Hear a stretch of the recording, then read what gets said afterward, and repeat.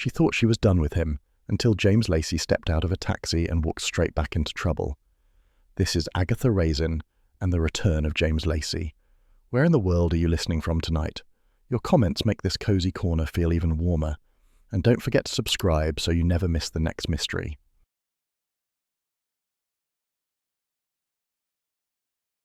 It was one of those damp Cotswold afternoons that seemed to have mislaid their purpose. The drizzle wasn't quite committed to rain, and the clouds sulked low over the slate roofs of Carsley, smudging everything into the colour of lukewarm tea. Agatha Raisin, in gardening gloves far too new to look convincing, stood over her petunia bed with the hose clutched like a weapon. Gardening, she told herself, was therapeutic. Unfortunately, it also gave the neighbours a first-rate view of one's humiliation when one's ex-husband returned from abroad looking maddeningly unweathered. A taxi crunched to a halt outside the neat stone cottage next door. Out stepped James Lacey, tall, spare, and irritatingly self-contained. He wore a linen jacket the colour of regret, and carried himself as though his 3-year absence in Cyprus had been a matter of quiet reflection rather than flight. Agatha froze, the hose dribbling onto her shoe. For a woman who prided herself on control, she emitted a small, strangled sound. Then, remembering herself, she flung her head back and said brightly, "Well, if it isn't our prodigal explorer. Couldn't stay away from English drizzle, eh?" James turned, smiling that polite, unreadable smile she'd once mistaken for devotion. "Hello, Agatha. Still keeping the jungle at bay?" "Thriving," she said, though the petunias sagged under the torrent she'd just unleashed. "When did you decide to grace us again?" "Yesterday. I thought it was time to come home." Home. The word stung like vinegar on a paper cut. She yanked the hose off, pretending composure. "Well, the village has managed without you. We've all soldiered on bravely." James merely inclined his head and began unloading cases from the boot. Agatha noticed, with equal resentment and curiosity, that he carried only 2 modest bags. The man had always travelled light, morally as well as materially. From across the lane, Mrs. Bloxby appeared, her umbrella blooming like a primrose halo. "So lovely to see you back, Mr. Lacey," she called. "Forgiveness is a divine thing, isn't it, Mrs. Raisin?" "Perhaps," said Agatha tartly, "but being human is far more practical." The vicar's wife smiled the mild, saintly smile of one who recognizes vanity in others and privately thanks heaven for it. James excused himself, murmuring something about unpacking. Agatha watched him retreat inside, closing the door with the same quiet finality that had once ended their marriage. Inside her own cottage, she tore off her gloves and examined herself in the hall mirror. "Still handsome," she muttered, applying a dab of powder to a nose she insisted wasn't shiny. "But I look better now? Mature, interesting." The cat, Hodge, yawned pointedly. By tea-time, the entire village knew. Carsley's rumour system could have outpaced the Royal Mail. At the post office, Mrs. Fremont announced, "They say he's returned for a woman." Mr. Boggle from the garage opined it was tax trouble. Mrs. Bloxby, collecting stamps for the church fete, offered a gentler version. Perhaps James had simply missed the Cotswold piece. Agatha, entering for her own post, caught the last remark. "Peace? Not likely. This village could gossip a corpse awake." "Oh, Agatha," said Mrs. Bloxby, "people are only interested because they care. They care like foxes care for chickens." Still, she left with her chin high, letters tucked under her arm and the glow of irritation that served her better than any facial cream. That evening, determined to appear unaffected, she marched down to the Red Lion. The pub was full of the low hum of conversation and the comforting aroma of damp dogs. James was already there, seated by the fire with a half-pint and that infuriating air of calm. A few heads turned as Agatha entered. "Evening, Mrs. Raisin," called the landlord, Harry Beam. "Haven't seen you in here since quiz night." "Trying to stay sober," she said, then caught James's eye. "But tonight calls for celebration." "Celebration?" he asked mildly. "A toast to returning failures," she said. The room tittered. James raised his glass. "To survival, then." Bill Wong arrived halfway through her second gin and tonic. "Mum says I'm to keep an eye on you," he said, sliding onto the bench. "She fears you'll murder Mr. Lacey before the week's out." "Rubbish," said Agatha. "I'm positively glowing with goodwill." She paused. Anyway, if I wanted him dead, I'd have done it years ago. Bill grinned. Ah, but you'd have been caught. Pride before alibi. Their banter was interrupted when the pub door opened and a stranger entered. Tall, lean, wrapped in a dark raincoat that had seen better wars. He ordered whiskey in a clipped accent and scanned the room until his eyes fixed on James Lacey. For a moment something hard passed between them. Then the stranger turned his back and drank alone. "New face?" Bill murmured. "Estate man, perhaps," said Harry Beam. "Been sniffing around about property near the green. Denner, or Danner, something like that." Agatha's instincts pricked up like a cat's ears. Outsiders in Carsley usually wanted one of two things: picturesque cottages or trouble. She watched as James rose, placed money on the bar, and followed the man out into the mist. "Old acquaintance?" she asked Bill. He shrugged. "Could be. Best not to meddle, Agatha." "Meddle? I was merely observing. Observing is practically civic duty." By the time she left, the drizzle had thickened into a chill mist. The village green lay pale under the lamplight, hedges dripping silver. She spotted two silhouettes near the war memorial, the stranger and James, locked in what looked alarmingly like argument. The voices were low, but one word carried: money. Then the stranger jabbed a finger towards James's chest. Agatha hesitated, torn between eavesdropping and self-preservation. In the end, curiosity, as ever, triumphed. She stepped closer, pretending to adjust her umbrella. The stranger's tone turned sharper. "You can't bury it forever, Lacey." "That's enough," James said. "I warned you once." Before Agatha could register what it might be, the stranger turned away, his coat flaring like a dark sail. James stood motionless, then strode in the opposite direction. Agatha, heart-thudding, retreated behind the hedge. When she finally reached home, her hands shook as she fumbled the key. "Nosiness will be the death of me," she muttered. "Hodge me out agreement." The night deepened, rain whispering against the panes. She tried reading, but every sentence dissolved into images of James's face, tired, defensive, still absurdly attractive, and that stranger's voice slicing through the mist. You can't bury it forever. Whatever it was, Agatha intended to dig first. Next morning broke with a watery sun struggling through haze. Carsley stirred lazily. The milkman clinked bottles, dogs barked, the post van coughed past. Agatha was spooning marmalade onto toast when the telephone rang. "Mrs. Raisin?" It was Bill Wong, voice unusually brisk. "You'd better not leave the house yet. There's been an incident by the green." "What sort of incident?" "A man's been found dead. Thought you'd want to know before the gossip mill gets there." Agatha set down her spoon. "Dead?" "Yes. The same fellow who came into the Red Lion last night. Name's Denner. We're still checking, but it looks nasty. You didn't happen to, see anything, did you?" Agatha hesitated, eyes drifting towards James's cottage where curtains remained tightly drawn. "I might have," she said carefully. "I'll come over." "Don't interfere, Agatha," he warned. "Interfere? I'm offering information. Entirely civic of me." She hung up and went to fetch her coat. Hodge watched from the windowsill, tail twitching. "Don't look at me like that," she said. "Someone's got to make sure justice is done, and that fool Lacey isn't dragged through the mud again." On the way to the green, Bill filled Agatha in. Denner had been found at 7:30 by Colin Spriggs, the jogger who treated the lane like a parade ground, under the beeches, his phone smashed. Agatha remarked that men didn't usually choose to die under public foliage. Bill did not laugh. Hodge watched from the windowsill, tail twitching. "Don't look at me like that," she said. "Someone's got to make sure justice is done, and that fool Lacey isn't dragged through the mud again." Outside, the village green was cordoned off with yellow tape that clashed dreadfully with the autumn colours. Policemen moved about with that self-important tread Agatha despised. A small knot of villagers had already gathered, murmuring like pigeons. "Found him under the beech trees," whispered Mrs. Fremont. "Terrible thing. They say he'd been in a fight." "James Lacey was seen talking to him last night," hissed Miss Sims, eyes gleaming. "You mark my words." Agatha squared her shoulders.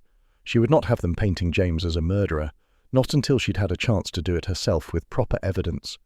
She marched through the drizzle, voice crisp as her raincoat. "Out of my way, please. I'm assisting the police." No one believed her, but they stepped aside all the same. Somewhere under the grey morning, a mystery had begun, and as usual, Agatha Raisin was right in the middle of it. Mrs. Fremont and Miss Sims loitered by the duck pond, whispering with the zeal of unpaid reporters.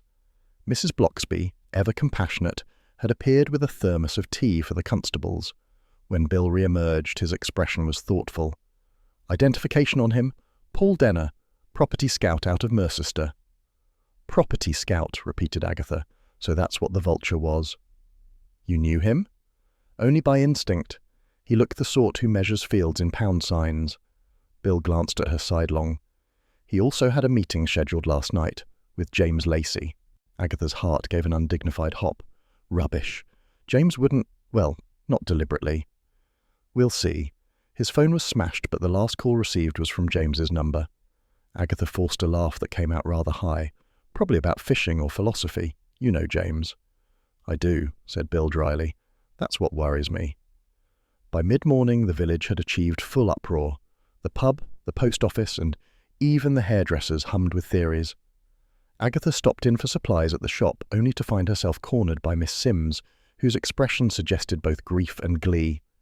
They say he was found clutching something, whispered Miss Sims. A note, perhaps. They say too much, said Agatha, and they're usually wrong. But he was seen arguing with Mr. Lacey, wasn't he, by several people? Yes, well, said Agatha, sweeping her basket from the counter, some people will see what they wish to see, usually through curtains. Outside, Mrs. Bloxby caught up with her, umbrella delicately balanced.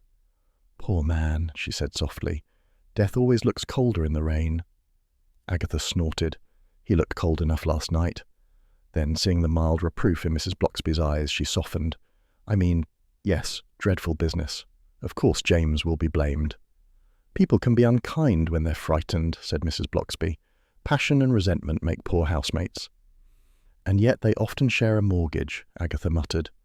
Well, I'll not have them saying James did it. The man may be a pompous bore, but he's my pompous bore. Back home she found herself pacing. The phone rang twice before she answered.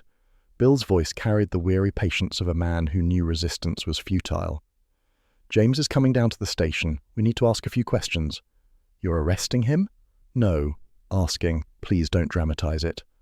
Then I'll come along. Absolutely not. Bill, you know perfectly well. Agatha, stay out of it. The line went dead. Agatha stared at the receiver, muttering words unsuitable for polite company. Then she grabbed her coat again. By the time she reached the station, the drizzle had turned to proper rain.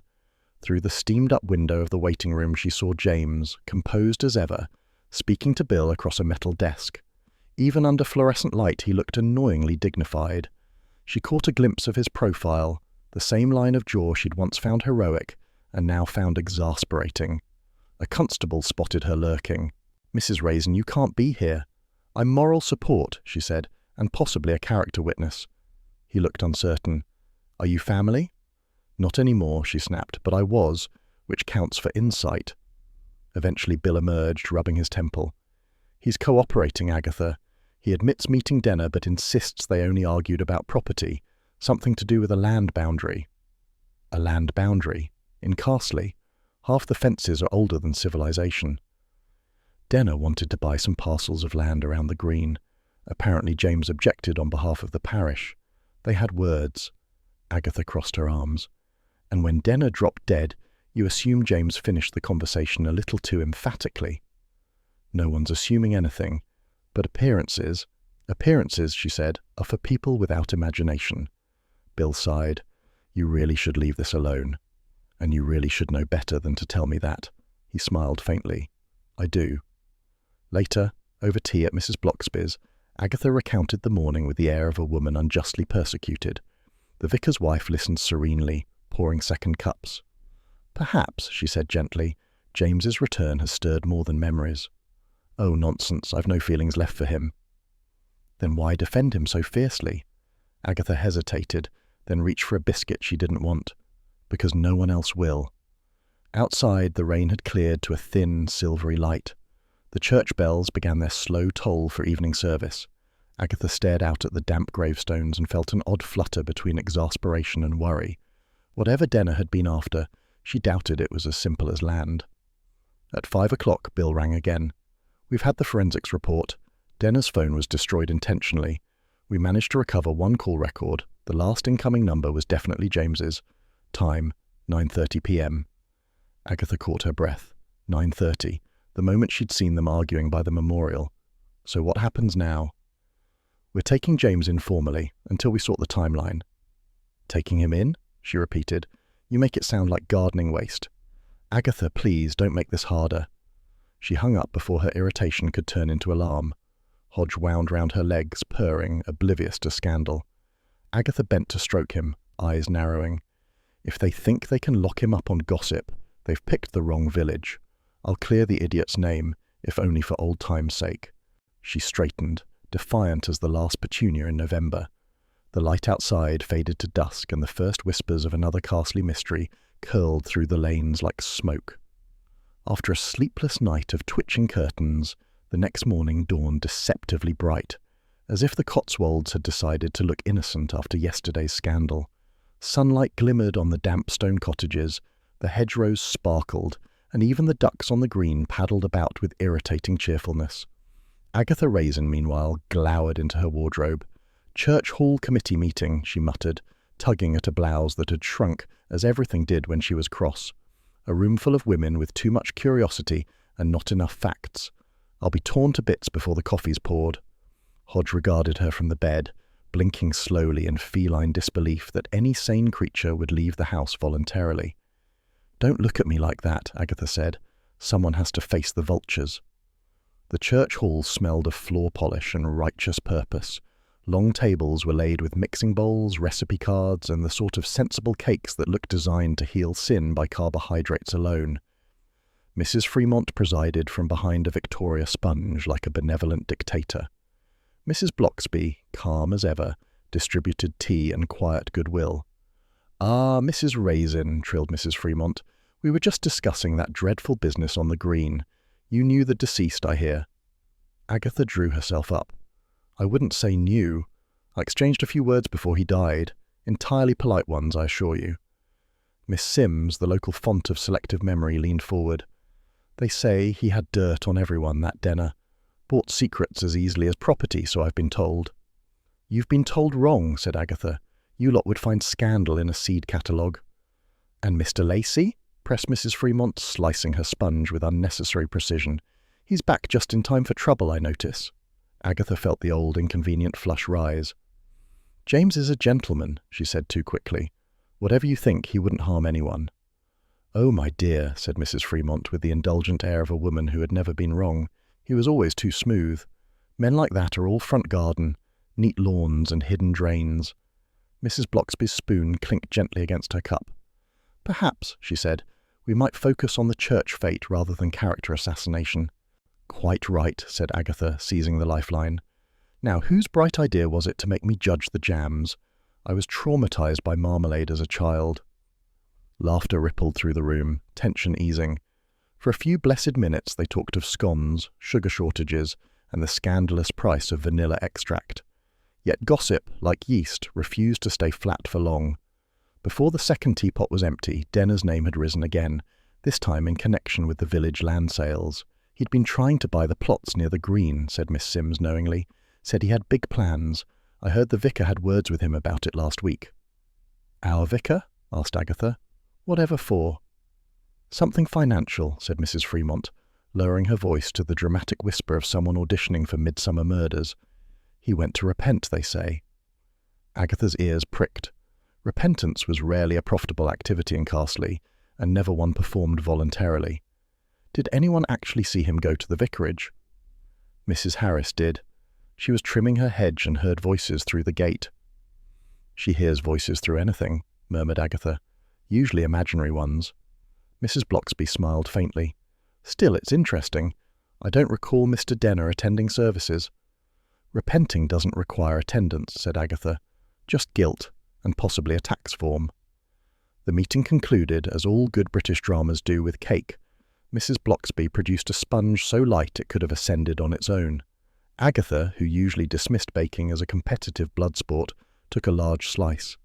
"If I ever confess to anything," she said, "it'll be to stealing your recipe." "No sin in sharing sweetness," said Mrs. Bloxby. Agatha lingered afterwards to help wash cups, ostensibly out of civic duty, truly because she wanted a private word. "You said Denner repented about something financial. Could the church have been involved in his property deals?" "Unlikely," said Mrs. Bloxby, "but he did ask the vicar whether redemption applied to business affairs.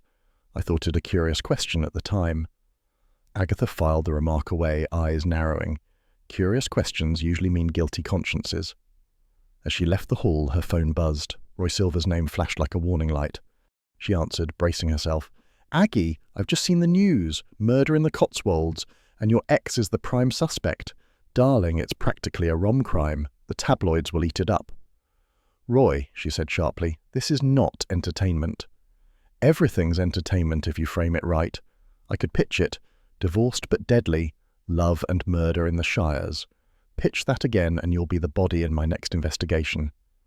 "Temper, temper," Roy cooed. "Look, if you need media control, I know a chap at the Daily Express. Could do wonders for your reputation." "My reputation," said Agatha, "is currently marinating in gossip. It doesn't need seasoning." Roy sighed. "Honestly, you're wasting good publicity. Anyway, must dash. Photo shoot in Soho. Keep me updated, darling." The line went dead, leaving Agatha muttering something about strangling him with his own scarf. By afternoon the rain had returned, soaking the lanes, washing away footprints, and doing nothing to dampen her resolve. She stopped by the vicarage, but the vicar was out visiting parishioners. The maid confirmed only that Denner had come looking troubled and left quickly, muttering about forgiveness. Agatha's mind ticked like a clock with missing hands. If Denner had indeed been playing games with land sales and then sought repentance, perhaps he'd double-crossed someone. And if that someone was James... A knock interrupted her speculation. Bill Wong stood at her door, his sensible coat beaded with rain. "Agatha," he began wearily, "I'm warning you. Don't start poking around this one. It's not just gossip, it's business, and that can turn ugly." "Business and murder are practically twins," she said. "Anyway, I'm merely gathering background information." "Background information," he repeated, "otherwise known as trespassing." She widened her eyes. "Bill, I'm offended. I wouldn't dream of it." He gave her the look of a man who had learned through hard experience to discount whatever she dreamed. "Please, Agatha, promise me you'll leave Denner's affairs to us." "Of course," she said sweetly. "I'm not reckless." He sighed and departed, muttering about paperwork. The moment he was out of sight, Agatha pulled on her raincoat and reached for her car keys. "Moral support," she told Hodge. "That's all. I'm simply checking Denner's cottage for moral support." The cat blinked, unimpressed. "Don't give me that look. Some of us can't afford morality without evidence." She closed the door behind her, the sound of rain pattering against the windscreen like applause for her own bad idea. Ahead, Denner's empty cottage waited, its curtains drawn, secrets steeping behind the glass. Agatha started the engine, the corner of her mouth lifting. "If there's one thing I can't resist," she murmured, "it's a mystery, and a man who thinks I shouldn't solve it." The wipers swept rhythmically, keeping time with her determination. Somewhere, she thought, between sponge cake and sin, the truth was rising. The next afternoon hung heavy with that peculiar stillness that follows scandal, as though even the clouds were eavesdropping. Carsley looked deceptively peaceful, smoke curling from chimneys, gardens damp with last night's rain, but beneath it all, gossip fluttered from hedge to hedge like restless sparrows. Agatha Raisin, meanwhile, was not gossiping. She was plotting. She sat at her kitchen table surrounded by the clutter of investigation, 2 mugs of cold coffee, a half-eaten scone, and the local paper spread like a crime scene. Denner's name glared up from the front page beside a grainy photograph of the Green, now cordoned and respectable again. The headline screamed, "Property man found dead. Police question local man." Beneath, in smaller print, James Lacey declines to comment. Agatha scowled. "Declines to comment," she repeated aloud.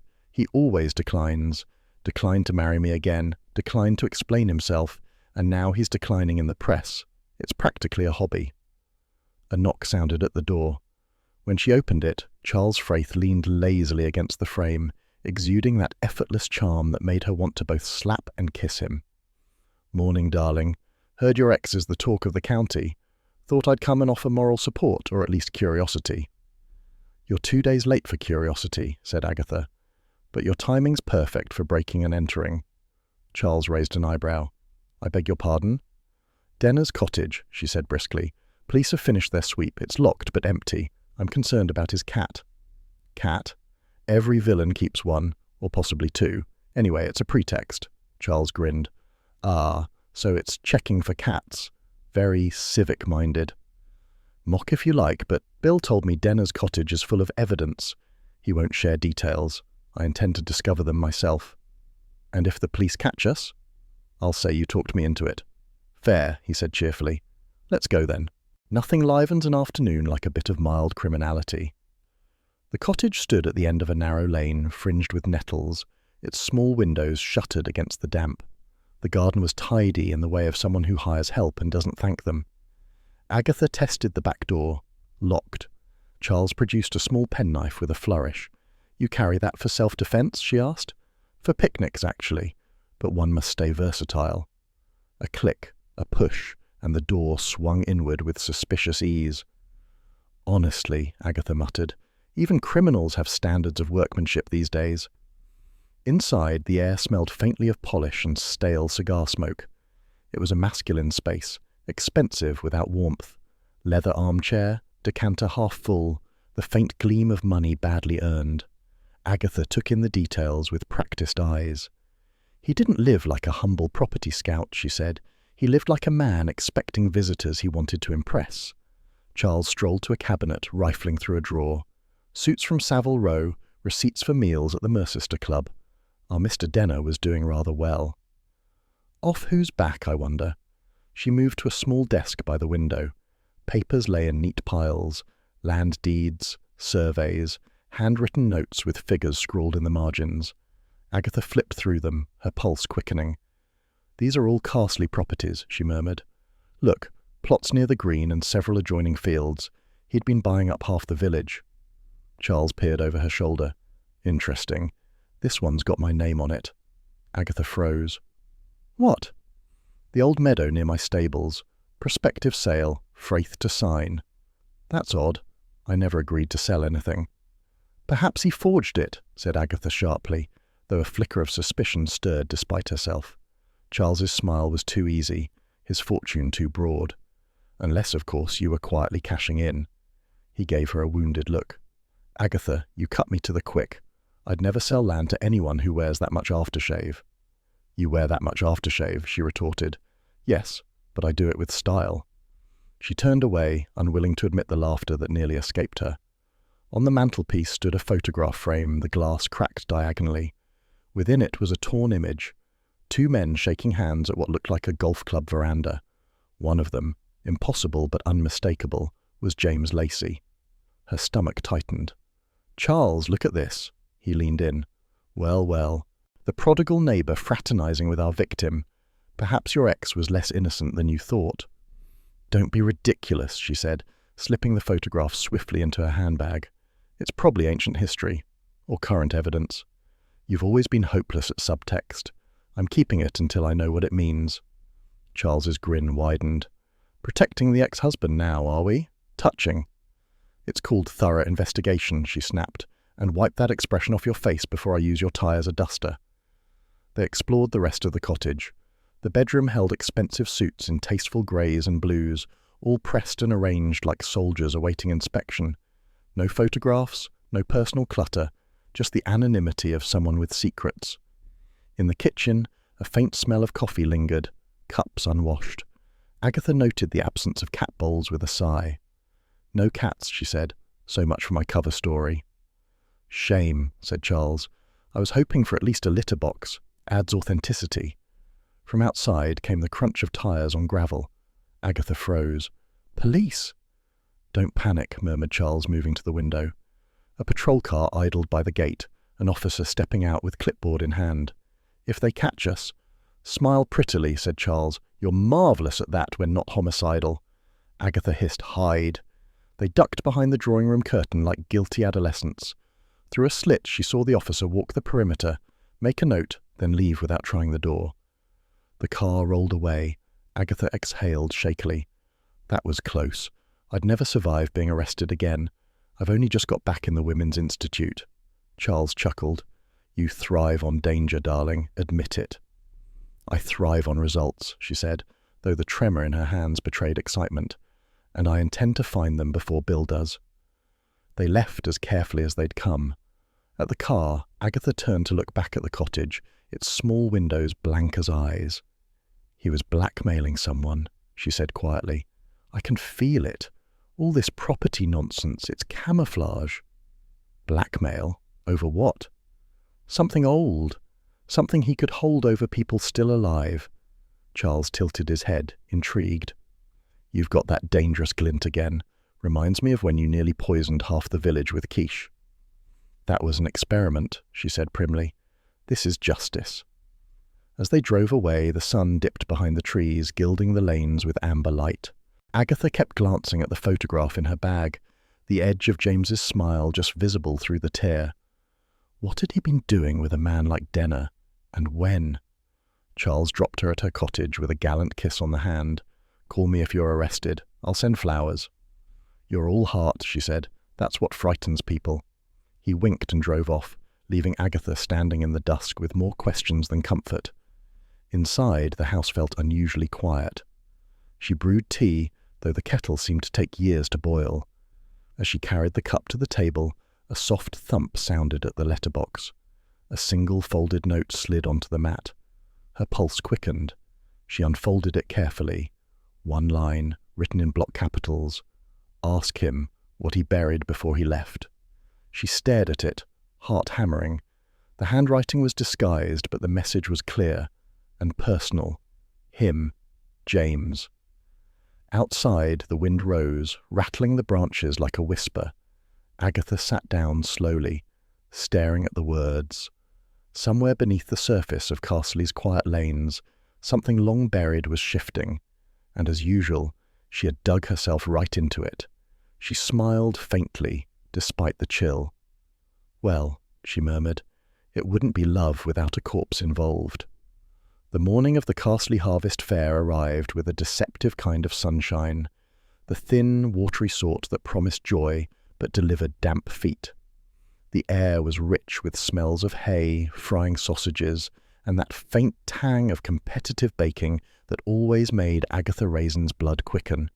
She surveyed the village green, transformed overnight into a battlefield of trestle tables, bunting, and ambition. Lovely day for it, said Mrs. Bloxby, setting out jars of jam with serene efficiency. If we're lucky, it might stay fine till noon. Fine till noon, drizzle by 1, hysteria by 2, said Agatha, adjusting her hat. I give it 3 hours before someone accuses someone else of sabotage. Mrs. Bloxby smiled. Then you'd better set an example. Oh, I intend to. I've entered my chutney again. Mrs. Bloxby's kind eyes flickered. Your explosive chutney? It was 1 jar, snapped Agatha. That lid was defective. So was the judge's tongue, as I recall. Agatha sniffed. This year it's foolproof. Balanced flavour, perfect spice. It'll win. She might have looked more convincing if she weren't already eyeing her rivals' tables with a predator's focus. Mrs. Fremont had gone overboard with gingham, while Miss Sims had labelled her jars hand-picked and blessed by sunshine, a claim that made Agatha grind her teeth. And then, of course, there was James. He had appeared mid-morning, neat as ever, in a navy jacket that somehow resisted the autumn dust. His arrival caused a visible flutter among the village women, like hens spotting a fox who'd taken up yoga. Agatha's first impulse was to pretend indifference. Her second was to outshine him entirely. "James," she called, overly bright, enjoying the village spirit. "Trying to," he said with that maddening calm. "I'm manning the tombola." "Of course you are. A man of adventure reduced to raffle tickets." He smiled faintly. "One must adapt." "Well," she said briskly, "I donated a rather fine picnic hamper. Try not to win it yourself. People will talk." He gave a small bow. "I'll do my best." By 11, the fair was in full swing. The brass band wheezed through Jerusalem. Children shrieked around the coconut shy, and Agatha stood at her chutney stall like a queen defending her realm. Her jars gleamed in the weak sunlight, each labelled Mrs. A. Raisin's fiery triumph. Charles Fraith appeared, dapper as always, eating a toffee apple. "You look formidable, darling. Is this an exhibit or a warning?" "It's culinary art," said Agatha, And don't drip on my table. He leaned closer to the nearest jar. Symbolic, really. Volatile, beautiful, and liable to blow up under pressure. That's enough, she said through clenched teeth. When the judges made their rounds, Agatha beamed like a diplomat. Mrs. Fremont's jam received polite nods. Miss Sims' marmalade got a flutter of applause. Then came Agatha's turn. The lead judge, a portly man from Mercester, unscrewed the lid of her chutney with the delicacy of one handling explosives. Aromatic, he said cautiously. He dipped a spoon. A small pop echoed across the green as the lid's seal gave way and a jet of chutney spattered his cuff. Gasps followed. Fermentation, muttered Mrs. Fremont darkly. Agatha dabbed at the judge's sleeve with her handkerchief. Just enthusiasm, she said. It's a lively batch.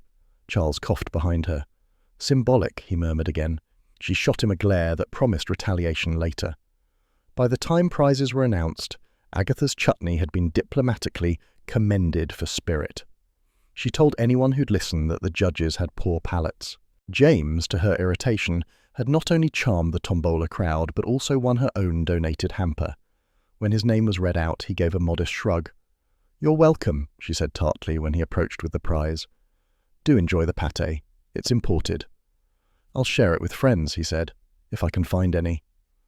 Agatha's retort was lost as a stranger brushed past her stall, a woman in her 50s with an air of quiet elegance that made Agatha instantly defensive. She wore a dark coat and held herself with a sort of fragile dignity. "Mrs. Raisin?" the woman asked. "May I have a word?" "You already are," said Agatha. "Who are you?" "Eleanor Denner, Paul's wife." Agatha blinked. "Mrs. Denner, I didn't expect— well, condolences, of course. Awful business." The widow's expression didn't waver. "He was frightened before he died.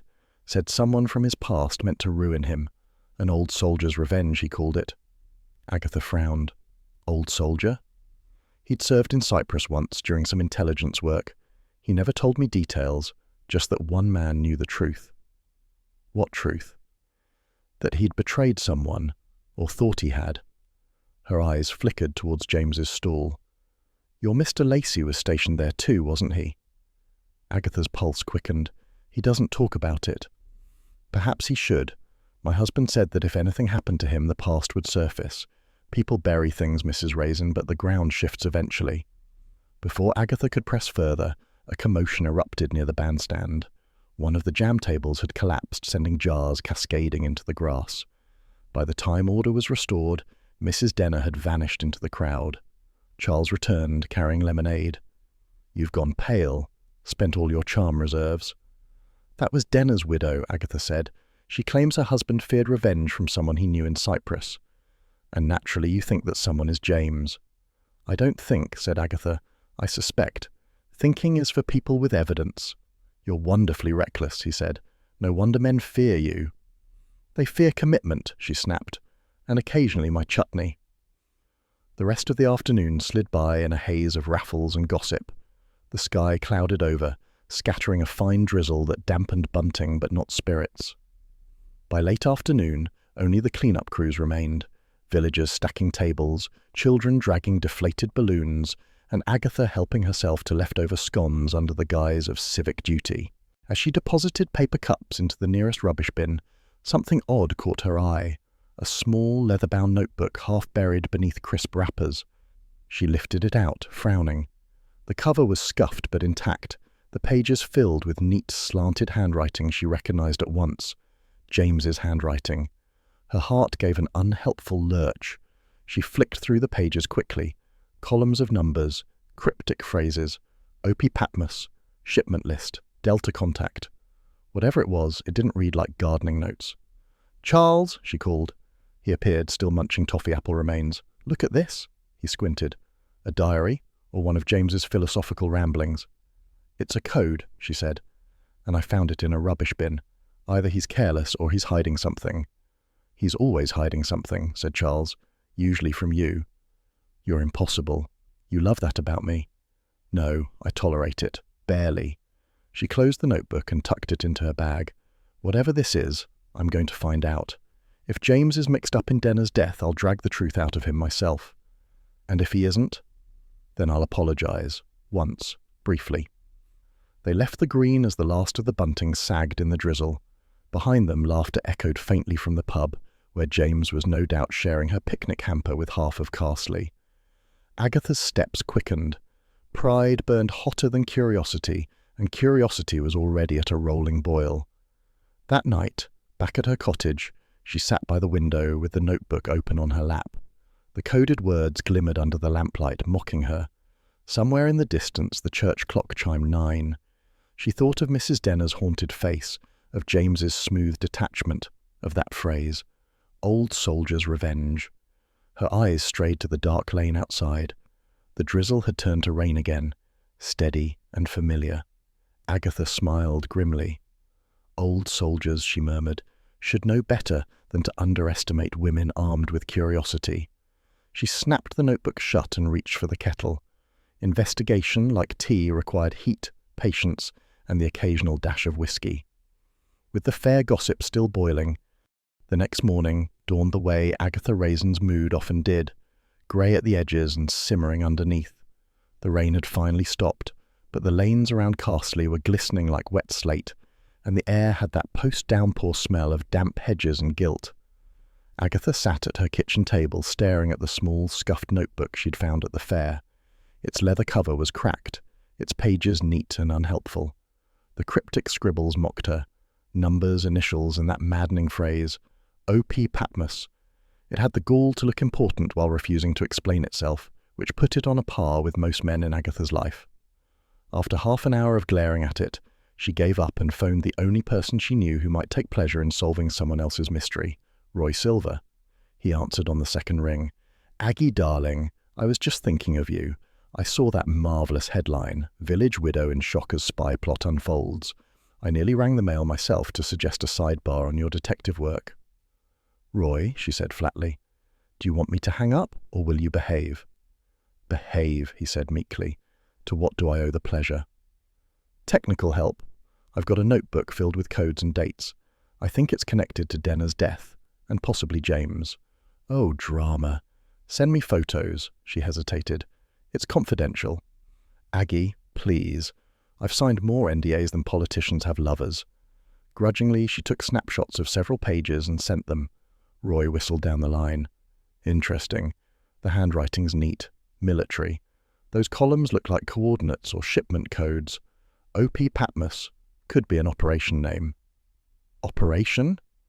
"Could be from his army days. Patmos is an island in Greece, isn't it? Biblical connotations. Very cloak and dagger." Agatha frowned. "And the rest? Names, dates?" Looks like transactions. But here's the odd thing.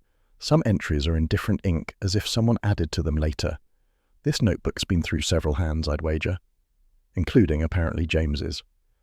"Well, if you want me to trace O.P. Patmos, I'll ring a friend at the Chronicle Archives. Might take a few hours. In the meantime, don't get murdered." "That's the plan," she said dryly. After hanging up, she sat back and considered. If James had indeed written part of the notebook, he must know what Denner was mixed up in. But why hadn't he said a word? Protecting her, perhaps, or protecting himself. Both equally irritating. A knock at the door interrupted her thoughts. Bill Wong stood there, raincoat unbuttoned, expression wary. "Morning, Agatha. Mind if I come in?" "If I say yes, you'll come in anyway." "True." He followed her to the kitchen, glancing at the cluttered table. "Researching?" "Pondering," she said. "You look official. Tell me the worst." Bill sat, hands folded. "We've traced Denner's business dealings. He wasn't just a property scout. He was running an under-the-table smuggling ring, artifacts mostly, stuff brought over from Cyprus years ago. Some of it may have been looted during military operations. The phrase O.P. Patmos turned up in an old customs report, connected to an archaeological shipment that vanished in transit." Agatha stared. Smuggled relics? In the Cotswolds? Hardly the usual village crime spree. "No, but Denner was part of a network. And, this stays between us, James Lacey's name came up in old files. He was attached to the intelligence division investigating the same operation." "Attached how?" "Officially as liaison. Unofficially, no one's sure. He might have been trying to expose the smuggling, or protect someone involved." Agatha's teacup rattled slightly as she set it down. James isn't a criminal, Bill. I didn't say he was, but it looks like he had history with Denner. So he hides a shady past, and now a man is dead. Wonderful. I really know how to pick them. Bill gave her a patient look. Just be careful. If that notebook you mentioned turns out to be part of this mess. She stiffened. I never said I had a notebook. You didn't have to, he said mildly. You've got the same expression my mum gets when she's hiding a birthday present. Fine, she snapped. Yes, I have it, but it's only full of gibberish. Then hand it over. No. Agatha, I'll give it to you when I've finished looking at it. Bill sighed. You'll never change. Thank you, she said sweetly. Now go arrest someone else before the kettle boils dry. He left, shaking his head, and Agatha felt a flicker of guilt, quickly replaced by irritation. Why did men always assume she needed supervision? By late afternoon, Roy called back, voice buzzing with excitement. Aggie darling, my contact came through. Operation Patmos was indeed a military intelligence project in Cyprus, 1980s. Officially, it concerned recovering stolen artifacts from a dig. Unofficially, rumours of bribes, double agents, the lot.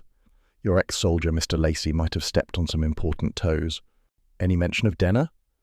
Only as a civilian contractor, someone who assisted with logistics, which usually means smuggling things through customs with a smile.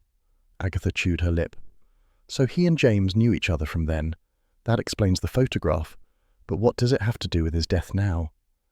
Maybe Denner was trying to cash in on old secrets. Old soldier's revenge, the widow said, didn't she? She did, Agatha murmured. And perhaps someone wanted him quiet before he talked too loudly. Meaning James? Meaning someone, she snapped. James may be many things, but he's not a killer. No, just exasperating, said Roy. Look, I'll run a deeper search on the names in that book. See if any of them have criminal records. Do that, she said, softening. And Roy, thank you. Don't get sentimental, it ruins my brand. Evening settled over Carsley in shades of pewter and lavender. Agatha, restless, decided to treat herself to supper at the pub.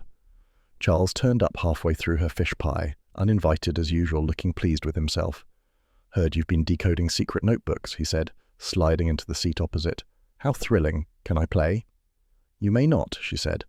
And how do you know about that? Bill told me. He's worried you'll end up on a blacklist or a mortuary list. Honestly, between you and him, I feel like a minor awaiting bail. You'd make a charming criminal, said Charles, all bravado and good legs. You're vile. And yet you invited me for pudding. I did no such thing, he smiled lazily. Then I invite you. We'll call it partnership. I'll play bad cop. You play dangerously nosy civilian. You're not in this for the case, she said. You just want to poke at James. Partly, he admitted, but also because I'm bored, and you're fascinating when agitated.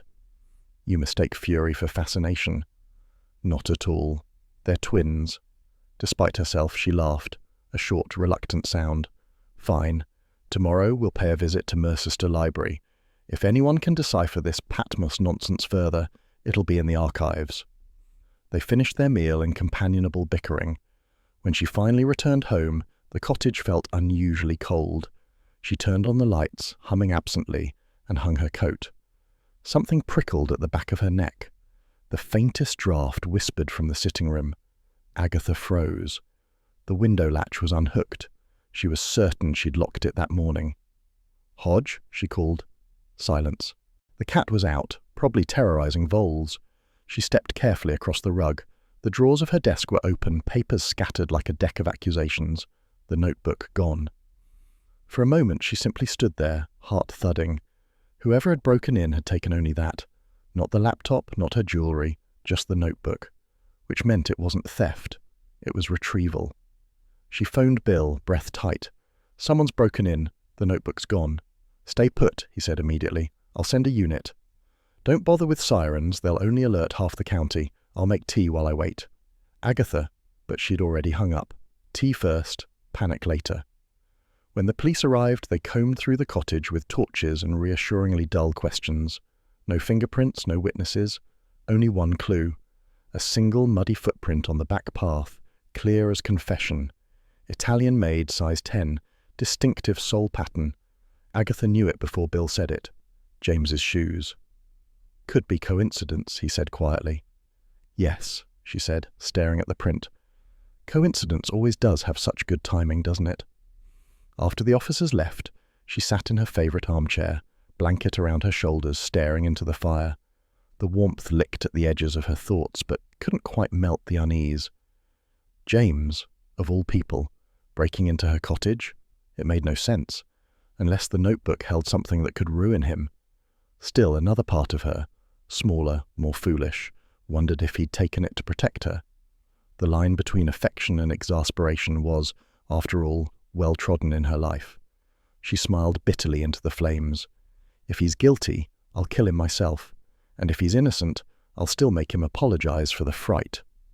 Outside, rain began again, soft and persistent.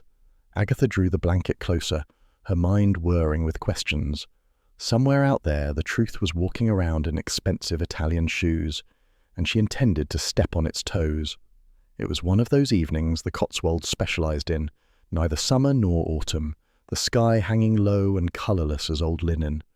The lanes glistened from a reluctant drizzle, and the hedgerows exhaled that damp, earthy scent of resigned decay. Agatha Raisin, wrapped in her best attempt at elegance, a black coat that had lost its battle with cat hair, strode towards the Red Lion with purpose. She was not, she told herself, nervous. She was merely irritated, which was far safer. Nervousness implied care, irritation merely implied pride. Still, her pulse betrayed her as she pushed open the door to the pub and saw James Lacey sitting by the fire, perfectly self-contained, as though the entire world revolved politely around his composure. He rose when he saw her, of course, damn him, and smiled with that faint air of weary courtesy that once had melted her and now mostly provoked an urge to throw the salt cellar. "Agatha," he said, "thank you for coming." "You asked, I came," she said briskly. "Don't make it sound like diplomacy." "It rather feels like it," he said. "We should order first, before we discuss unpleasant things." "You expect this to go badly, then?" "I expect you to be yourself," he said with a small smile, and she wasn't sure whether to take that as compliment or insult. They sat. The Red Lion was comfortably busy, low chatter, the smell of roast beef, and a dog asleep under a table. The fire cracked in the grate, throwing lazy amber light across the room. It was all very civilized, which only made Agatha's agitation worse. "So," she said, setting her menu aside, "what did you steal, lie about, or bury this time?" "Straight to the point," said James. "I'd almost forgotten your efficiency in interrogation." "Flattery won't work. I found your notebook." A flicker, just a fraction, crossed his face. "Then you also know it's missing now." "Someone broke into my cottage and took it. The only thing they took, I might add." He looked genuinely alarmed. "Agatha, are you all right?" "Perfectly fine, apart from being burgled, lied to, and patronized." He sighed. "I should have told you everything from the start." "Then start now, and don't edit for sensitivity." He folded his hands on the table, the gesture almost clerical. "When I served in Cyprus, there was a small intelligence unit monitoring artifact smuggling, ancient statues, coins, things looted from excavation sites. Denner was a civilian contractor attached to us. He had a nose for profit and a flexible conscience. A few officers were running a side operation, smuggling pieces out and selling them privately. Denner kept records in case he ever needed leverage. I pretended to go along with it to gather proof. When I finally reported it, the files vanished and Denner disappeared for a year." Agatha listened, chin propped on her hand. "And you think this O.P. Patmos nonsense was the name of that little racket?" "Precisely. It was supposed to be a cover for legitimate transport. One crate, just one, contained a stolen artifact. I arranged for it to be intercepted so the ring would be exposed, but the story was buried, and certain people wanted the matter forgotten. I left the service soon after." "And Denner?" "He turned up now and again, always with insinuations. Recently he came to me claiming he'd uncovered evidence that could destroy reputations. He wanted money. Hush money, I suppose, but I refused. I told him to take it to the authorities if he had any decency left. That was the last conversation we had." Agatha stared into her glass of wine. "He was found dead a few hours later." "I know," he said quietly, "and I know how that looks. It looks like you're either terribly unlucky or moderately guilty." "Thank you for the options," he said dryly. "Why didn't you tell the police this?" "Because the truth would only invite more questions, and those questions would stain a great many people. Some of them didn't deserve it. Others are long dead. So you chose honor over honesty. How noble, how infuriating. Their food arrived then, steak and ale pie for him, salmon for her. For a while they ate in brittle silence. The pub's hum went on around them, comforting and ordinary, as if murder and smuggling were distant gossip. Finally Agatha said, "You always do this, James. You protect everyone except yourself. And when it blows up, you look wounded, as though the world's been terribly unfair." "You think I enjoy this?" he asked sharply. "I was trying to do the right thing." "That's your trouble," she said. "You mistake silence for integrity." He looked at her then, really looked, and the years between them seemed to narrow like a closing door. "And you mistake confrontation for courage," she blinked. "That's rich coming from a man who hides behind his conscience." "Perhaps we both hide," he said, voice softening. "I behind caution, you behind noise." It silenced her, more effectively than any insult. For a moment the only sound was the hiss of the fire and the clink of cutlery from another table. She hated how easily he could still unbalance her. "Why now, James?" she asked at last. "Why come back to Carsley after all these years? To make peace with the past, or to bury it properly?" He hesitated, and in that hesitation she glimpsed something like weariness or guilt. "A bit of both," he said. "I heard Denner was sniffing around again. I thought perhaps I could stop him from hurting anyone else. Instead, he ended up dead, and I'm left looking like the villain." Agatha studied him. "You're not the villain type. Too tidy." He smiled faintly. "I'll take that as comfort." "Don't. I'm still furious with you." "That's familiar, at least." "You could have told me," she said, lowering her voice. "You still could. All of it." "If I did," he said, "you'd think worse of me." "Impossible. Don't tempt fate." They lingered over coffee.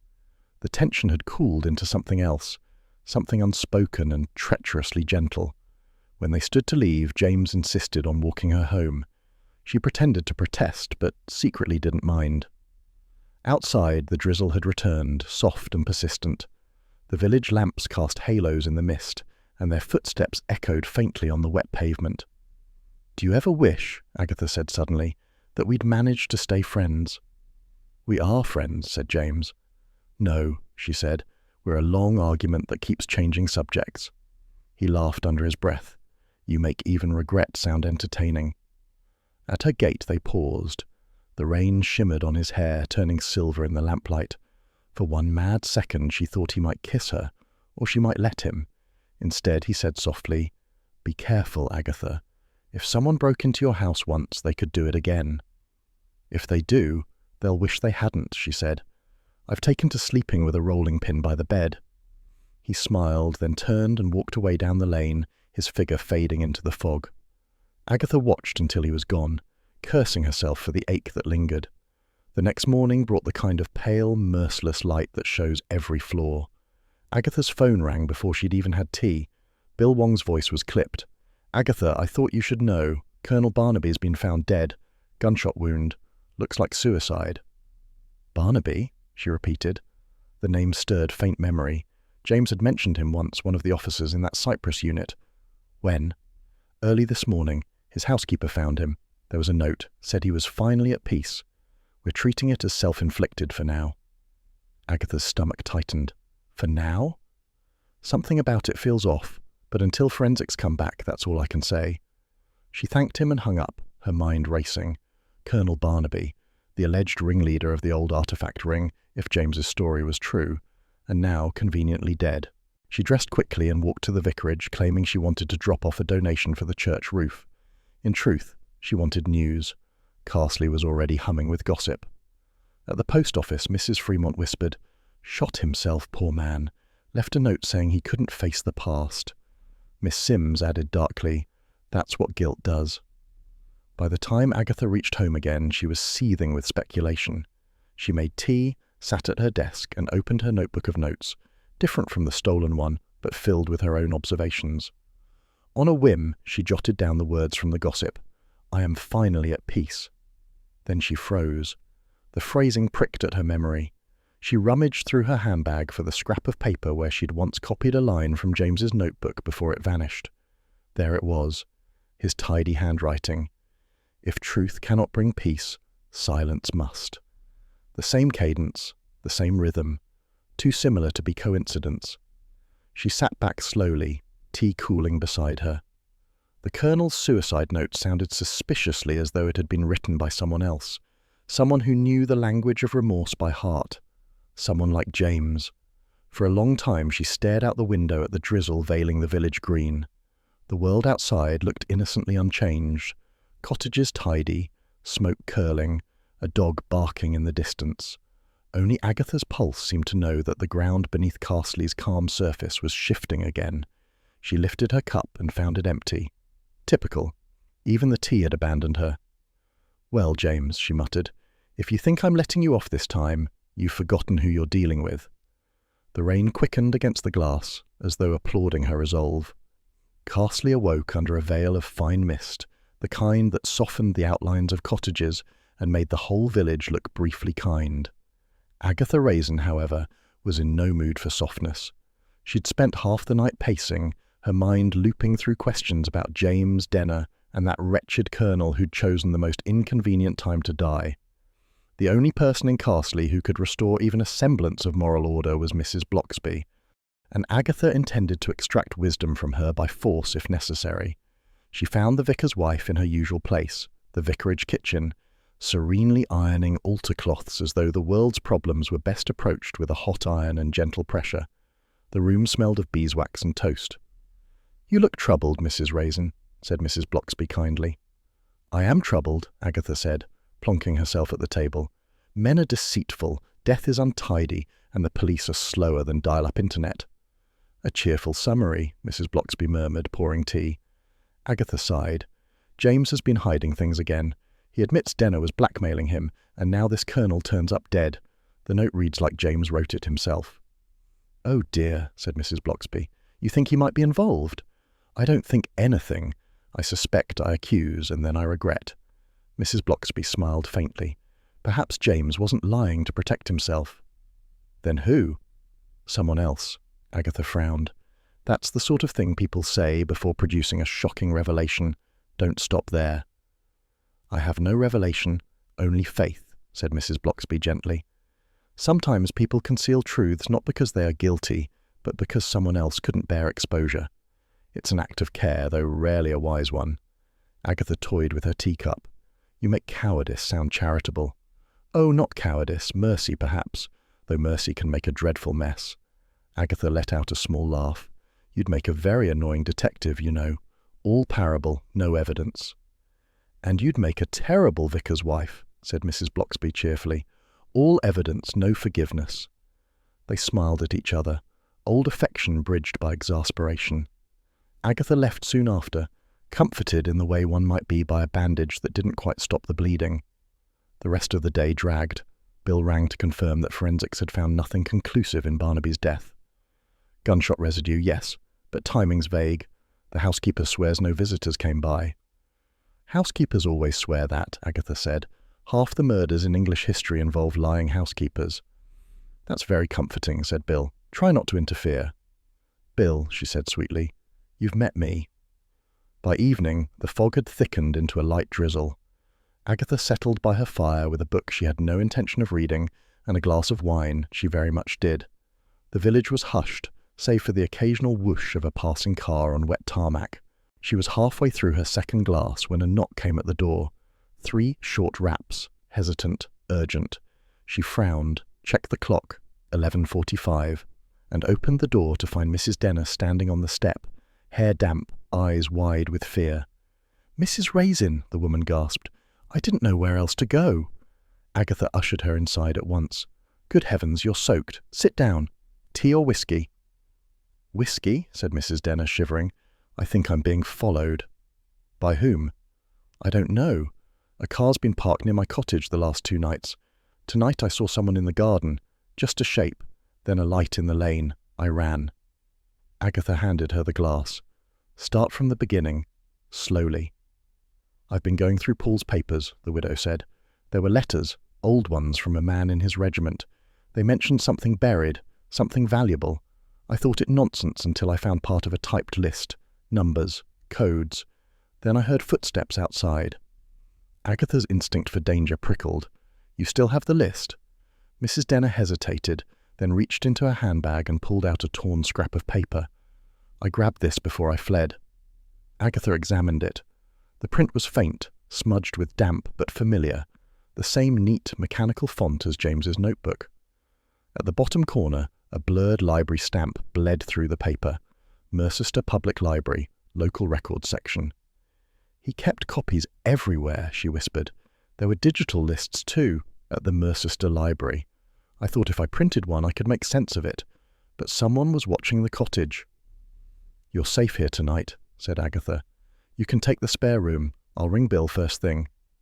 Thank you, whispered Mrs. Denner.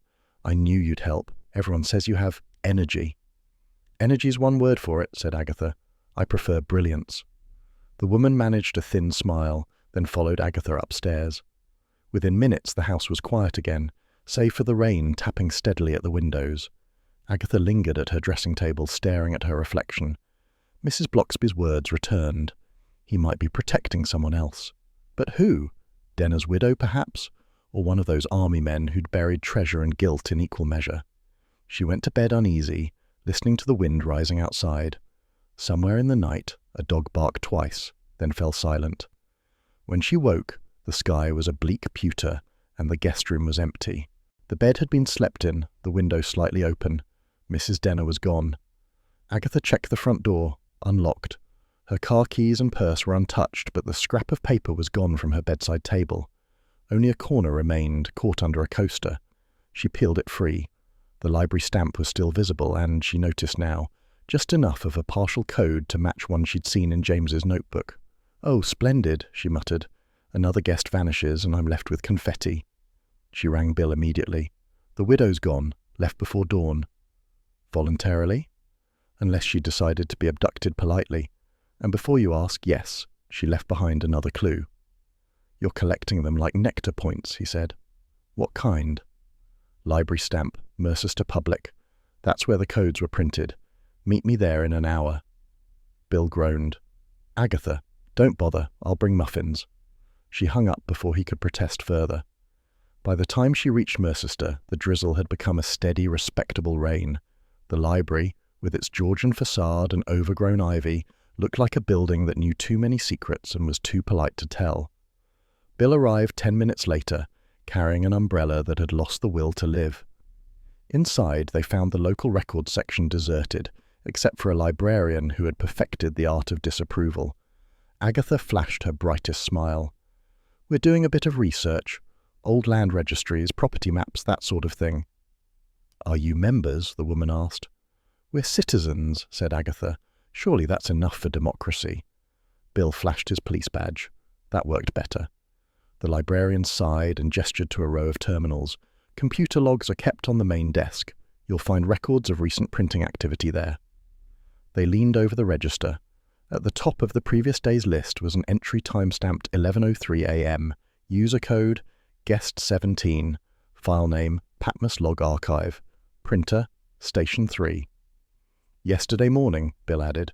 That's before she ran to you last night, Agatha said, so she did try to print a copy and got spooked after. So someone printed Denner's codes yesterday morning, said Bill. But who? Agatha pointed to the adjoining desk. CCTV. The librarian pursed her lips. We keep footage for 48 hours, but it requires a formal request. Done, said Bill, flashing the badge again. The woman sighed and fetched the archive disc. A few minutes later they were watching grainy footage on her monitor. The camera caught the study area in monochrome, a few readers, one teenager with headphones, and there, said Agatha, stabbing her finger at the screen.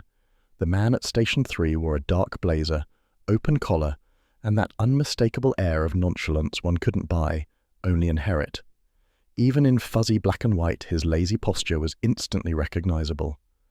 Charles Fraith, Agatha breathed. Of course it's him. Bill frowned. He told me he was in London that day. Charles wouldn't know the truth if it winked at him over champagne, said Agatha grimly. So he printed the file, Denner's list, James's code, and never mentioned it, which means he's either investigating privately or playing both sides. "Which do you think?" asked Bill. "With Charles," said Agatha, "there's always a third option. He's bored." They thanked the librarian and left. Outside, the rain had thinned to a drizzle again. Agatha stood under the awning, looking down the street where the traffic hissed past in silver streaks. Somewhere ahead, Charles was probably enjoying a late breakfast, blissfully unaware that his name now topped her suspect list. "What now?" asked Bill. "Now," said Agatha, squaring her shoulders, "we pay a call on a certain baronet and ask why he's been playing secret agent with library printers." Bill sighed. "And if he denies everything?" Agatha smiled thinly. "Then I'll know he's telling the truth. He always lies better when he's innocent." As they stepped into the rain, she felt a flicker of something almost pleasant. Purpose. The mystery was tightening, and so, inevitably, was her lipstick. Morning arrived on a gust of cold rain that slapped the windows like an impatient creditor. Agatha Raisin, armed with caffeine and righteous irritation, sat behind the wheel of her battered car, waiting for Bill Wong to catch up.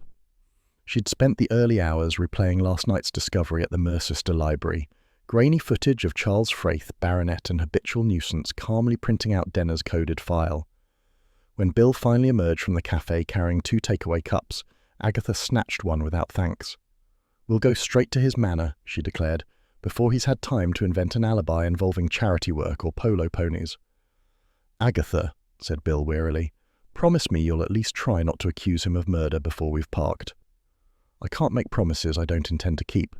The road to Charles's estate wound through fields glistening with recent rain. When they reached the long drive, Agatha noted the immaculate gravel, the clipped hedges, and the absurdly self-satisfied Georgian facade. The whole place looked as though it had never known a scandal, which, in Agatha's experience, made it due one. Charles himself opened the door, wearing a cashmere jumper and an expression of bland amusement. "Good heavens," he said, "the law and its self-appointed conscience. To what do I owe this dawn visitation?" "It's nearly 10, said Agatha, pushing past him. "We've come about a small matter of deceit." "How broad of you to narrow it down," he said, following them to the drawing-room. He gestured toward the fire. "Tea?" "Confession first," said Agatha. "Why were you at the Mercester Library printing Denner's files?" His brows lifted. "Ah, you found the CCTV. How thorough?" "Flattery won't work," she said. "Explain." Charles sighed, the picture of reluctant gallantry. "Very well. Denner was blackmailing people, half the county as far as I can tell. Old scandals, youthful indiscretions, unpaid taxes, and 1 or 2 love letters that would make your hair curl. A friend of mine, well, an acquaintance, was on his list. I thought I might buy Denner's silence before things got nasty." "Which friend?" asked Bill. "Discretion forbids me." Agatha snorted. "Oh, don't give us that. You were protecting someone, all right. Possibly yourself." "Darling, if I were being blackmailed, the entire county would know within an hour. I'm incapable of subtlety." "True," she muttered, "but you are capable of self-interest." He looked genuinely hurt, which annoyed her even more. "I went to the library," he continued, "because Denner's widow told me he kept digital copies of his files hidden there. I wanted to see what he had before the police seized everything. I printed one list, realized I was in over my head, and left." "So you admit you spoke to Mrs. Denner?" "Yes. She was desperate, claimed her husband had ruined her finances. I thought perhaps I could help." Agatha eyed him narrowly. "Help or flirt?" He smiled faintly. "The two are not mutually exclusive." Bill leaned forward. "You're saying you found nothing linking Denner's murder to James Lacey?" "Nothing except Denner's taste for enemies," said Charles. "If James killed him, it was for self-defense, moral or otherwise." "That's convenient," said Agatha. "You protecting James? James protecting someone else? What is this? A gentleman's relay race?" Charles regarded her for a moment, his expression softening. "You always think the worst of me, Agatha. It's exhausting." "Only because you make it so easy." Bill cleared his throat diplomatically. "We'll need that list you printed, if you still have it." "Of course, in my study." He left the room and returned with a folder, which Bill took gingerly. Agatha, meanwhile, noticed the half-empty whiskey decanter and 2 glasses on the side table. "You had company last night?" she asked. "Mrs. Denner," he said quietly. "She came to thank me for listening. Nothing improper. She's frightened, Agatha. So frightened she's vanished, Agatha shot back. Left my house before dawn without her handbag. That caught him off guard. Gone? Are you sure? I'm not in the habit of misplacing widows. Charles ran a hand through his hair. I told her to lie low, but I didn't think she'd run. She said there were people watching her. Bill raised an eyebrow. Did she mention who? No, only that they wanted what Paul Denner had hidden. Agatha folded her arms. You really are a magnet for melodrama. Charles smiled thinly. Pot, meet kettle. They left soon after, Bill taking the folder for evidence. As they drove back, the rain had lightened to a fine mist. Agatha stared out the window, her mind racing. Charles's charm had always annoyed her most when it was tinged with sincerity. Something about his manner today, quiet, almost remorseful, felt wrong. He was hiding something, but for once it didn't smell like mischief. It smelled like shame. You don't believe him, said Bill. Not entirely, but I don't think he killed Denner. He's too lazy for murder. It requires follow-through. You'd be surprised. No, I wouldn't. I live in Carsley. Back home, Agatha found a note pinned under her door knocker, hand-delivered, the ink smudged by drizzle. It was from the Mercester police station, summoning James for further questioning. According to new evidence, forged property deeds connected to Denner's company had been found, and the handwriting on them matched James's. She swore under her breath and grabbed her coat again. 10 minutes later, she was storming into the station. James was there already, sitting at a metal table that clashed offensively with his good manners. He looked calm, almost detached, which infuriated her further. For heaven's sake, James, she said, ignoring the constable's frown. Didn't I tell you not to look guilty in public? He turned to her, voice even. I have nothing to hide. Oh, wonderful. Then why are they waving documents in your face that look suspiciously like your penmanship? Because someone wants them to. Bill entered then, eyebrows tight. Agatha, I told you to stay out of this. And I told you that's a waste of breath. He gave her a long-suffering look. The deeds were found in Denner's office safe. Same blue ink you used, James, same slant. Our forensic analyst says it's an 80% match. 80% isn't guilt, said Agatha. It's the success rate of cheap dating websites. Still, said Bill, it's enough to hold him for questioning. Agatha glared at him. Oh, marvellous. Arrest my ex-husband twice in one lifetime. That'll look splendid on your record. He's not under arrest, said Bill patiently. He's cooperating. Which is code for being too polite to object. James, to his credit, looked faintly amused. I appreciate your advocacy, Agatha, but I'll manage. You won't manage if they hang this on you, she said fiercely. I know you didn't forge those deeds. How can you be sure? Because the ink doesn't fit. He frowned. Pardon? Your stationery habits are practically ecclesiastical. You use black ink and letterhead from Fortnum's. The deeds are in blue, printed on cheap vellum. And that vellum, she paused, memory catching up. I've seen it before, Bill sighed. Here we go. Mrs. Denner's stationery, said Agatha triumphantly. She used it when she left me that note about being followed. Same fibre texture, same watermark. She must have had access to Denner's office or to his files. Maybe she planted those deeds. Bill rubbed his temples.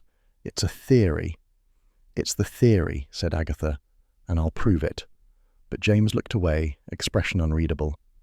It's kind of you, Agatha, but perhaps it's time I stopped letting other people fight my battles. Oh, don't go noble on me now, she snapped. It doesn't suit you. I'm serious, he said. This is my mess. I'll sort it out. That tone, quiet, final, made her uneasy. But before she could argue, Bill ushered her out of the room. He'll be released soon, Bill said in the corridor. Don't worry. I worry professionally, she muttered, and I don't like that look in his eye. What look? The one that says goodbye. That night, Carsley lay still under a bruised blue sky. Agatha sat at her kitchen table going through her notes, refusing to admit that she was waiting for something. News, a call, a sign. The clock ticked loudly, each second another reprimand. Finally, around 11, she rose to make tea and nearly tripped over an envelope on the doormat. It was sealed in the precise, deliberate way that only James Lacey managed, as though even parting letters required discipline. Her name was written in that neat, slanted script she could have recognized in a police lineup. She tore it open with trembling fingers. Agatha, forgive me for leaving without explanation. I can't risk dragging you further into this. There are things from my past that won't stay buried, and I must see them through, alone. You once accused me of mistaking silence for integrity. You were right, but sometimes silence is the only shield left. Please trust that I would not leave if it weren't necessary. I am grateful for everything. James. Agatha stood very still, the paper crumpling slightly in her hand. Outside, the wind rose, rattling the windows like impatient fingers. She read the letter twice, then poured herself a generous brandy and stared at the flames licking the grate. "You ridiculous man," she muttered, running off like a hero in a cheap paperback. Yet under the anger was something smaller, heavier, a quiet ache she despised. He had vanished again, leaving her to clean up the wreckage, and she would do it, because someone had to. She drained the glass and squared her shoulders. If James thought she'd sit meekly by while he nobly ruined himself, he clearly hadn't been paying attention. Agatha Raisin, abandoned or not, was about to solve a murder. The storm began in earnest, just as Agatha Raisin decided she would not, under any circumstances, let James Lacey vanish into romantic fog without explanation. It was raining with melodramatic determination, the sort of rain that made hedgerows glisten like dark lace and convinced every driver in Gloucestershire they were living through a BBC adaptation of Wuthering Heights. Bill Wong sat beside her, resigned to his fate as Agatha's unwilling accomplice. The windscreen wipers performed a frantic duet as they sped along the narrow road towards Mercester. "You're sure he came this way?" Bill asked, squinting at the blurred headlights ahead. "He left a note about seeing things through to the end," Agatha said grimly. "The end usually means somewhere dramatic. He's got a flair for the cinematic when he's brooding." "And you deduced Mercester Abbey from that?" "I'm intuitive," she said. "Also, he once told me it was his favourite place to think about life. Men only ever think about life when they're planning to make it complicated." Bill sighed. "One day, Agatha, your intuition will land you in real danger." "Nonsense. It already has. I'm still alive, aren't I?" By the time they reached the ruined abbey, the storm had turned feral. Rain lashed through the broken arches, and lightning revealed the jagged silhouette of the ancient stonework. Agatha's torch beam wobbled over mossy walls and puddled flagstones. Somewhere beyond the main cloister a faint light glimmered, a lantern, moving. "There," she whispered. "That's him." They crept forward, their footsteps drowned by the wind. In the centre of the ruined nave, James stood beside a half-collapsed altar, coat plastered to his frame, face pale in the lamplight. He looked every inch the tragic hero she'd once fallen for, infuriatingly noble, infuriatingly male. "James," she called, her voice sharp enough to slice through the storm. "If you're planning to bury more secrets, you'll have to dig faster." He turned, startled, then sighed as if this interruption were inevitable. "Agatha, I told you not to follow." "Yes, and I told you I don't take orders from men who write farewell letters like bad poetry." Bill emerged behind her, gunmetal badge glinting. "James, we need to talk. The Denner case is still open." "It's nearly closed," James said quietly. "I came to put something right." Agatha frowned. "By standing dramatically in the rain, that's never solved anything." "You shouldn't be here," he said, stepping closer. "It isn't safe." "Oh, spare me the gallantry," she said. "You sound like a bad film trailer." He hesitated, then turned his head sharply. "Did you hear that?" They froze. Footsteps echoed from the cloister, uneven, splashing through puddles. A figure emerged from the shadows, a woman in a soaked coat, hair plastered to her face, one arm outstretched. In her hand, glinting faintly in the lantern light, was a pistol. "Mrs. Denner," Agatha breathed. The widow's eyes were wild, her expression taut with grief and resolve. "Don't come closer," she warned. "It's over, all of it." Bill raised his hands carefully. "Put the gun down, Mrs. Denner. We can talk." "Talking never helped Paul," she said. "He tried to reason and they ruined him." Her gaze shifted to James. "He told me you'd come, Major Lacey. Always the righteous one, cleaning up after the rest." James's tone was steady. "You don't have to do this." "Don't I?" Her laugh was sharp, near hysteria. "You all used him. Denner thought he could buy back his honour by selling what others died for. Those artefacts were stolen from my husband's excavation, his life's work. And when Paul betrayed that, I couldn't forgive it." Agatha's breath caught. "You killed him." Mrs. Denner's hand trembled on the pistol. He was going to sell the last piece, the reliquary from Patmos. The men who dug it up died believing it was lost forever. Paul called sentiment foolish. I only meant to frighten him. She swallowed. But he fell, and then there was blood, and... Her voice broke. I didn't mean to.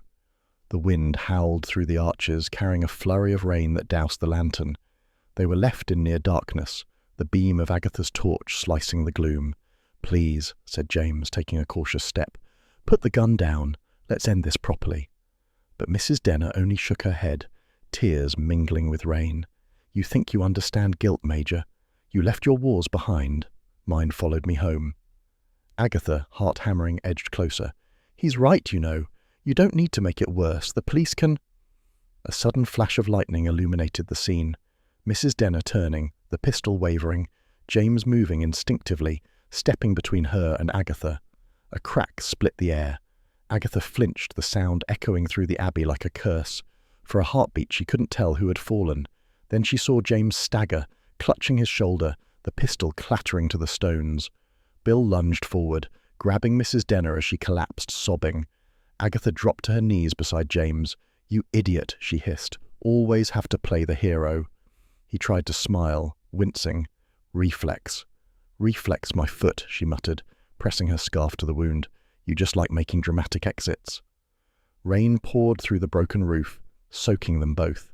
Police sirens wailed faintly in the distance. Bill had called for backup even as he restrained the weeping widow. The relic lay half buried in mud nearby, a small gilt box, centuries old, tarnished but unmistakably beautiful. It gleamed like irony itself. When the officers arrived, the abbey was a tableau of exhausted morality. One woman confessing, one man bleeding, and one furious amateur detective trying not to cry. Later, as the paramedics carried James to the ambulance, Agatha followed, soaked to the bone. Bill touched her arm. You did well, Agatha. Don't patronize me, she said. I'm furious cold and my mascara's in my shoes. He smiled faintly. Still, you saved him. She shook her head. He saved me, again. Honestly, it's becoming a habit.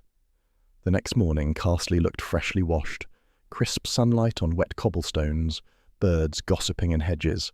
The storm had scoured the air clean, leaving everything far too peaceful for Agatha's mood. She stood outside Mercester Hospital, clutching a bunch of supermarket flowers she pretended were elegant. Inside, James was propped up in bed, arm bandaged, looking irritatingly composed for someone who'd been shot. You're alive, she said briskly, setting the flowers down. How inconvenient. I was planning your memorial. You'd have made an excellent speech, he said, smiling faintly. Oh, it was going to be scathing. He chuckled, then winced. She confessed? Yes. Poor woman. Turns out Denner found that reliquary years ago and was blackmailing everyone who'd known about it. She only wanted to keep her husband's name clean. We all do foolish things for love, he murmured. Forensics confirmed Barnaby's note and residue, Bill added. It really was his own doing. Agatha folded her arms. Don't get poetic. It doesn't suit you. Nor does gratitude, but thank you all the same. For what? For coming after me. She hesitated. Someone had to. Bill would have taken days. He stops for tea at every moral dilemma. They smiled at each other, silent stretching companionably, until she noticed a small suitcase at the foot of his bed. Her expression darkened. You're leaving? Again? He nodded. Once they discharge me. There's unfinished business abroad, loose ends from Patmos. The artifacts must be returned properly. You could let the museum handle it. I could, but some debts are personal. She turned away, staring out the window. The morning light glinted on her reflection, chin high, eyes tired. You'll just vanish again then. No word. No letter this time? I thought you hated my letters. I do, she said softly, but I like being asked to read them. He smiled sadly. Agatha, you deserve peace. Peace is dull, she said. I prefer irritation. Keeps me young. Then you'll never age. She rolled her eyes, but her throat tightened. You'll come back, of course, you always do, like mildew. If I do, it will be for tea, not trouble. That'll be the day. And no, he added quietly, I didn't break into your cottage. I only learnt the notebook was gone when Bill told me. A nurse appeared to shoo her out, and Agatha, unwilling to display emotion in public, adjusted his flowers instead. "Take care of yourself," she said briskly, "and for heaven's sake stay out of gunfire. It's undignified." "I'll do my best," he said. "Goodbye, Agatha." "Goodbye, you infuriating man." She walked out before he could see the sheen in her eyes. Outside, the air was bright and sharp, the smell of wet grass rising from the hospital gardens. She took a deep breath, squared her shoulders, and headed for her car. Mrs. Bloxby would expect a full report, Roy would demand a headline, and Charles would inevitably invite her to dinner for debriefing. Life in Carsley, in all its absurd and exasperating charm, was waiting. Still, as she drove home past the hedgerows glittering with rain, Agatha found herself glancing at the empty passenger seat. She told herself it was habit, nothing more. The road curved, sunlight broke through the clouds, and, for a moment, she smiled. "All right, James," she muttered. "Go save the world. I'll be here cleaning up after it." The wind tugged playfully at the trees, and the village of Carsley, faithful, nosy, and ever watchful, welcomed her back. The rain had finally given up. Carsley awoke to a morning that smelled of damp earth and optimism, though Agatha Raisin suspected both were overrated. She stood at her cottage window, mug in hand, surveying the village as though it were a stage that had just finished a rather exhausting performance. The sky was the washed-out blue of a faded postcard, the gutters gurgled, the birds were insufferably cheerful, and the gossip, if the distant murmur outside the post office was any indication, had resumed its usual flow. It didn't take long for her to hear the new refrain. Mrs. Margaret Boggle, leaning over her garden wall, called to Mrs. Fremont with a knowing tone, that Agatha Raisin, always mixed up with murder and men. Agatha, though safely indoors, heard it through the open window. "Accurate but rude," she muttered, drawing the curtains with a snap. Inside, the cottage still smelled faintly of antiseptic from Bill's last visit, and of lavender polish from her own attempt at productive distraction. She had spent the week pretending to be busy, organising receipts, pruning roses, deleting James's number only to restore it moments later. The newspapers had carried the story of the Mercester Abbey incident with typical understatement. Wartime artifact scandal ends in tragedy. No mention of Agatha, thank goodness, though she'd half wished for one. By mid-morning, she decided on a visit to Mrs. Bloxby. One could only reorganise spice jars for so long before surrendering to moral guidance. The vicarage garden glittered with droplets when she arrived. Mrs. Bloxby opened the door, smiling with that infuriating serenity that made Agatha feel both cherished and vaguely scolded. "Come in, dear. You look tired." "I'm not tired," said Agatha briskly. "I'm refreshed, cleansed by peril. Tea, please." They settled in the vicarage parlour, where everything smelled of cinnamon and calm. Mrs. Bloxby poured tea as though it were a sacrament. "You've been very brave," she said gently, "and very fortunate. James will recover." "Yes, and then he'll vanish again," Agatha said. "I'm entirely cured of romance." "Entirely?" "Utterly. Permanently. I'm dedicating myself to detective work, sensible shoes, and possibly gardening." "Gardening?" said Mrs. Bloxby, smiling. "That does sound serious," Agatha sighed. "Well, one must have hobbies that don't end in gunfire." They talked a while longer. Village gossip, charity sales, the usual harmless nonsense that somehow restored Agatha's nerves better than brandy. As she rose to leave, Mrs. Bloxby squeezed her hand. "You know, Agatha, courage isn't always about chasing villains. Sometimes it's about staying still." Agatha rolled her eyes, though her throat tightened a little. "You do realise that if you ever write a book of sayings, I'll burn it." "Of course," said Mrs. Bloxby serenely. Back home, Agatha found fresh flowers on her doorstep, a neat bouquet of mixed spring blooms wrapped in brown paper. No card, but she recognised Bill Wong's handwriting on the small note tucked beneath the string. "For your help and your usual disregard for authority." She smiled despite herself and carried them inside. 5 minutes later, there was a knock at the door. Bill stood there looking uncharacteristically sheepish. "Just checking you got the flowers before the postman nicked them," he said. "I did, and they're far too tasteful to be from Roy." "He'd have sent orchids and an invoice," Agatha laughed. "You know, Bill, you're the only man I can rely on." "That's because I'm dull," he said dryly. "But dull men are safe. You should try one sometime." "I did," she said, thinking of James. "He got shot for it." Bill shook his head, half smiling. "Still, I admire your courage. You always throw yourself into danger with both feet, and usually the wrong shoes. Flattery will get you more tea, she said. Come in. They shared a pot in companionable quiet while the afternoon light slanted across the room. When Bill finally left, promising to check in later, Agatha felt almost peaceful.